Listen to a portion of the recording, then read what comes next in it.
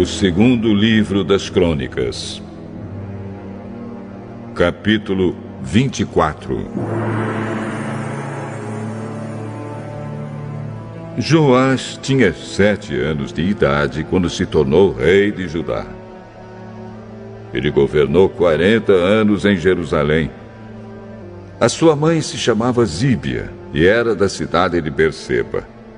Enquanto o sacerdote Joiada vivia, Joás fez o que agrada a Deus, o Senhor. Joiada arranjou para Joás 2 esposas, que lhe deram filhos e filhas. Algum tempo depois, Joás decidiu fazer concertos no templo. Mandou chamar os sacerdotes e os levitas e lhes disse: Vão pelas cidades de Judá e recebam o dinheiro que o povo deve dar para o pagamento dos concertos, que são feitos todos os anos no templo. E façam isso logo. Mas eles não se apressaram.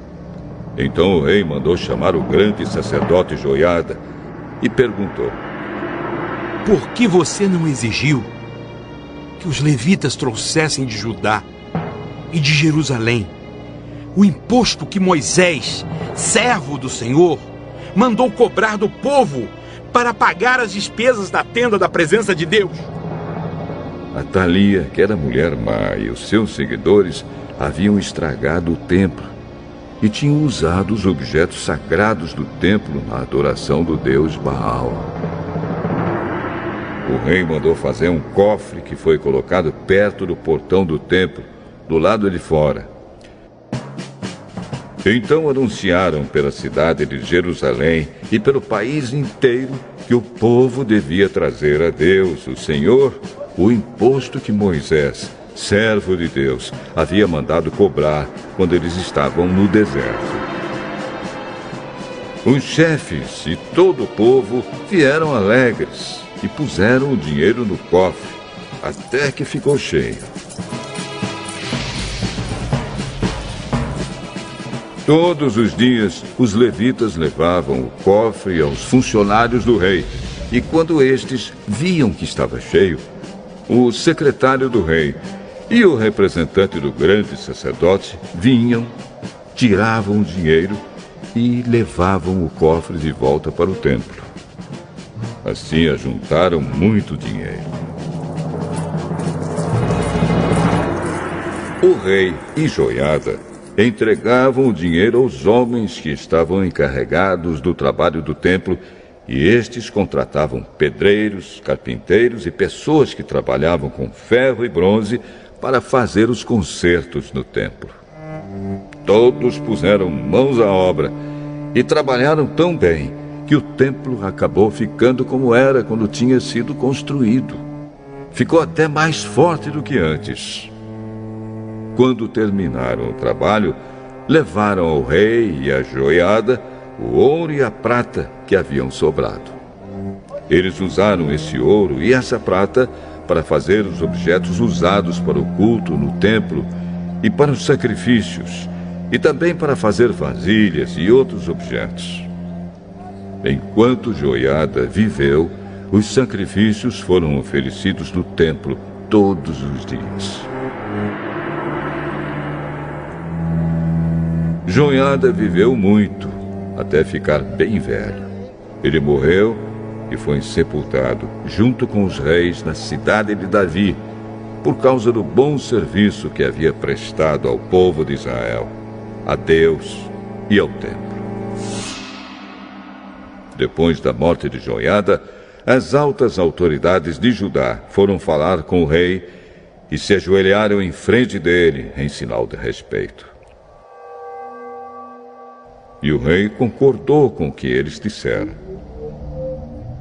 Aí o povo parou de ir ao templo para adorar o Senhor, o Deus dos seus antepassados, e começou a adorar os postes ídolos e os outros ídolos. Por causa desse pecado, o Senhor Deus ficou irado com o povo de Judá e com os moradores de Jerusalém. Mas o Senhor mandou profetas a fim de avisarem o povo que voltasse para ele. Porém, o povo não deu atenção a eles. Aí o Espírito de Deus veio sobre Zacarias, filho do sacerdote Joiada. Então ele ficou de pé, num lugar alto, e disse ao povo: Esta é a mensagem de Deus. Por que desobedecem aos mandamentos de Deus, o Senhor, fazendo assim com que a desgraça caia sobre vocês? Vocês abandonaram o Senhor, e por isso Ele também os abandonará. Algumas pessoas fizeram planos para matar Zacarias e, obedecendo à ordem do rei, o mataram a pedradas no pátio do templo. O rei nem pensou no serviço fiel que lhe havia prestado Joiada, o pai de Zacarias. Matou o filho dele. Zacarias, ao morrer, disse: Que o Senhor Deus veja isto e acerte as contas.